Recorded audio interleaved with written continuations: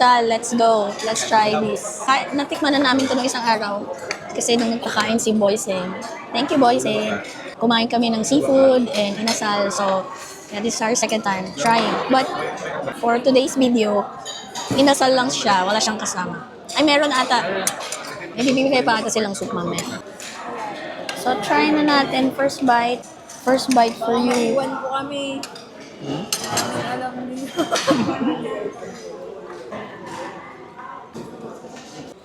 Siguro, iba lang panlasa ko ngayon kasi meron kasi akong sore throat niyan.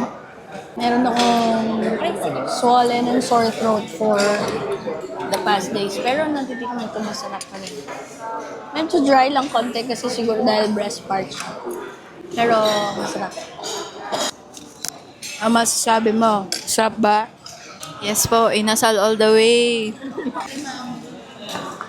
Masarap siya. Masarap siya. Masarap siya. Yes. Chicken. Then, Chicken bakulod. hindi Ay, siya dry. medyo dry lang yung nakuha ko. Pero hindi naman.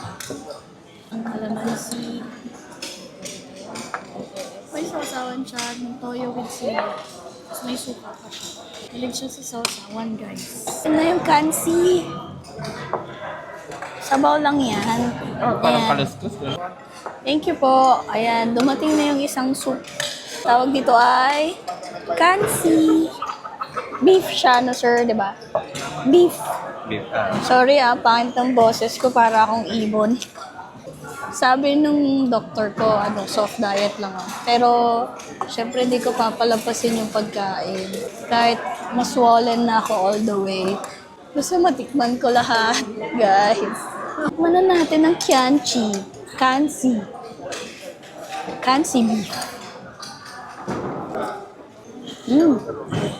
Half lang yung aking panlasa ngayon, taste buds ko. Medyo muted siya kasi I've been taking medicines and gargling antiseptics. So, Okay ba? sir, siguro kung hindi lang muted yung taste buds ko ngayon, mas masarap. Pero nalalasahan ko naman.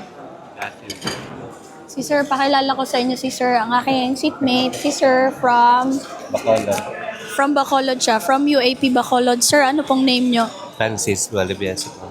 Si Sir Francis from Bacolod. So, every subo ko, tinatanong ni Sir kung masarap. Pero masarap naman talaga. Thank you, Sir, for hosting us.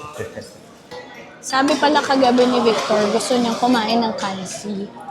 So, dapat kakain kami kagabi ng kansi.